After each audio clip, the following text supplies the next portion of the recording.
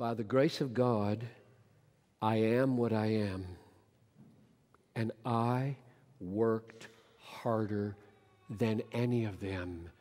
Nevertheless, it was not I, but the grace of God that was with me.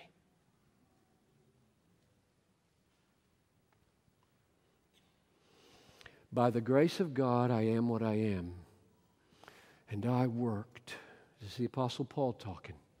While he had breath, he labored. I worked harder than any of them. He stayed up till who knows what hour making a tent so that he wouldn't have to charge his churches. I worked harder than any of them. Nevertheless, it was not I, but grace that was with me. The power of God's grace in the heart of the humble believer who depends utterly on God produces incredible industry. I'll say it again. The grace of God, the power of His grace in the heart of a humble believer who depends utterly on God produces in him incredible energy and industry.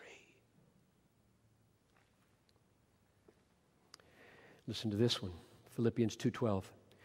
Work out your salvation with fear and trembling, for it is God who is at work in you to will and to work for His good pleasure.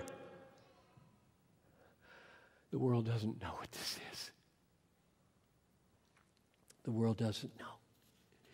The legacy of John Calvin in the Western world is one of absolute dependence on sovereign grace.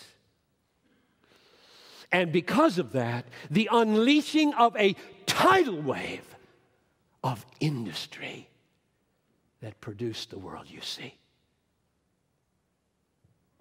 It's called the Protestant work ethic. It was culture shaping. It was profoundly meaningful.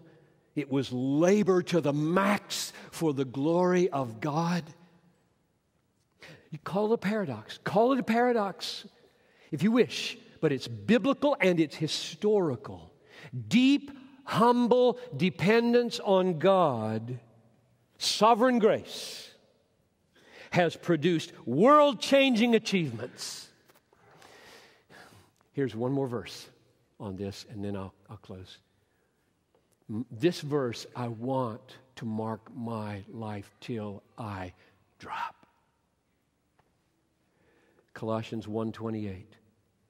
For this, namely presenting everyone mature in Christ, for this I toil, struggling with all the energy that He powerfully works within me. You take away the quest for ego satisfaction, and you put a person totally like a child, dependent on sovereign, omnipotent grace. I'll tell you what happens. Toil happens. Industry happens. Creativity happens. Energy happens. The unleashing of dreams happen.